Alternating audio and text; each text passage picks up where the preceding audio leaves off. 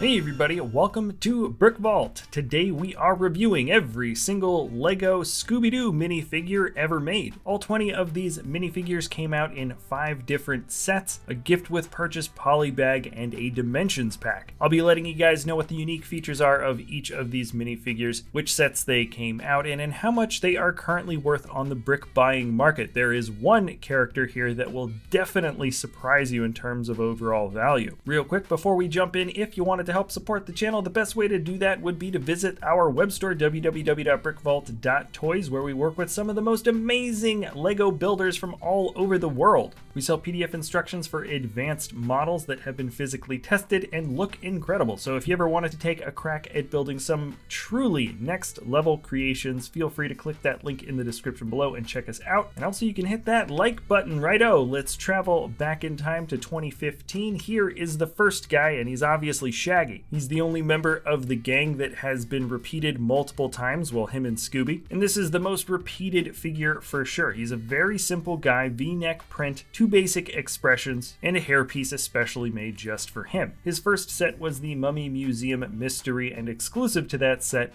was the Mummy, aka Dr. Najib. Easily the best part of this figure is the headpiece for me. Love the printing. It's actually a tan piece that has gold sprayed to the outside, and the mummy detailing is actually pretty good. You can see the alternate expression in the back. And then in this set came the first Scooby as well. This guy has been repeated in one other set. And what makes him unique or different compared to other Scoobies is the fact that he has no printing on his mouth. It's blank on both sides of his face, and you'll see the differences when we move down the line. Next set is the Mystery Plane Adventures, 2 exclusive figs from this set. The first one being the Headless Horseman, otherwise known as Elwood Crane. I'm glad that this relatively classic villainous character was given a lot of color. Definitely contrasts well with the orange headpiece. That's actually the first time that head mold showed up in LEGO, and since has been used in a few other sets, his face and torso are exclusive, and his collectability is already starting to shoot up pretty well. He's coming in close to $14. Going along with the Mystery Plane, we have a Scooby with the print for goggles around his eyes. He's also sitting this time around, and there's officially no new molds that make up the Scooby character, just different prints for his face. Now moving on to a set that has dramatically increased in collectability since it retired, the Mystery Machine. It's the gang's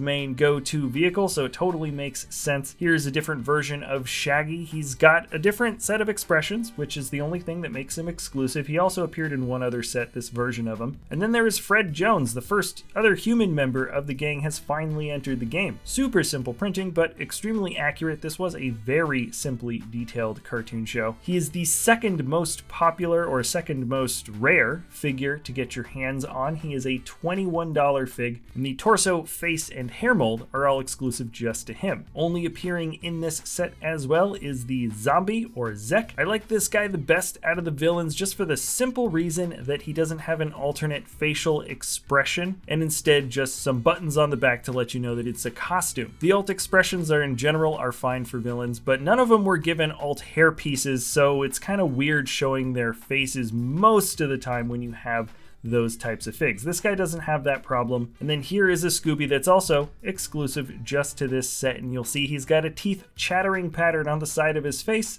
That's what makes him different. Now jumping over to the Haunted Lighthouse set, 5 new different versions of minifigures came out, and we're starting off again with the last Shaggy. He's covered in seaweed, and that's what makes him different. His facial expressions match other ones that we've already seen before, so it really is the starfish and the wrapped around seaweed. And then we're moving on to Daphne Blake. She is tied to have the best detailing, in my opinion, for any of the main gang. Her hair is exclusive. In fact, all pieces for her are totally exclusive, including her expressions. They've never been used on another character. And the line detailing for the legs is actually quite good around the skirt. She clocks in at just over $16. And now let's get over to the villains. The Lighthouse Keeper is here, whose secret identity is Verona Dempsey. Really good print for the face. I also like the reuse of the dwarf facial hair. The print for the body and of course the face are exclusive to just this guy. And the really special thing about this character is that he glows in the dark, or at least the head does. Sorry, my shot of this isn't amazing. I just tried to use the light from my phone to get that there, but you can see the little glow. And now we're looking at the Swamp Monster, aka Mr. Brown, who has the best monster face print I think I've seen, even better than the guys from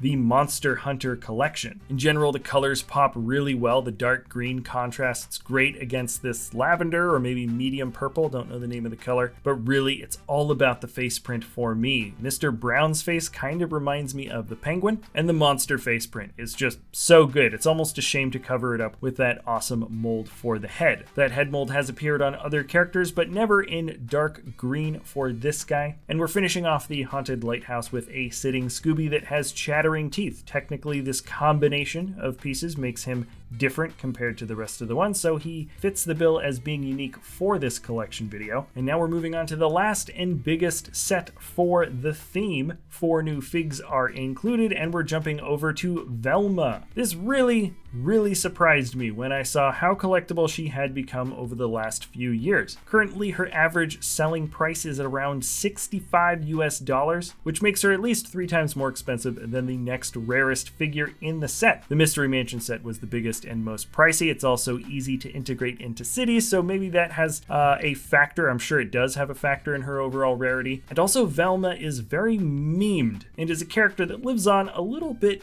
better compared to some of the other members of the gang. She says jinkies. The detailing for this figure is also great. Every piece is exclusive, and you'll also notice she doesn't have dual molded legs because LEGO wasn't quite doing that as much in 2015. Became a little bit more common a few years later. Next up is the Vampire, or Bob Oakley. The face, torso, and cape are all exclusive, while surprisingly that little collar that pops up is the same one that Zurg has from 2010. I like the way this guy looks a lot, and I sort of appreciate the thick, plain line detailing that we generally get from this collection. Now this guy has almost no detailing. The Ghost, or Bluestone the Great. It's a solid, regular, glow-in-the-dark ghost mold. Monochrome white body with just the print for Bluestone the Great on the back of the head. This figure does glow in the dark. Sorry that the shot isn't particularly awesome. And now we're moving on to the last one from this set, Black Knight, or Mr. Wickles. This figure is relatively plain when he's got the armor on. Looks good. I actually kind of don't mind the fact that you can't see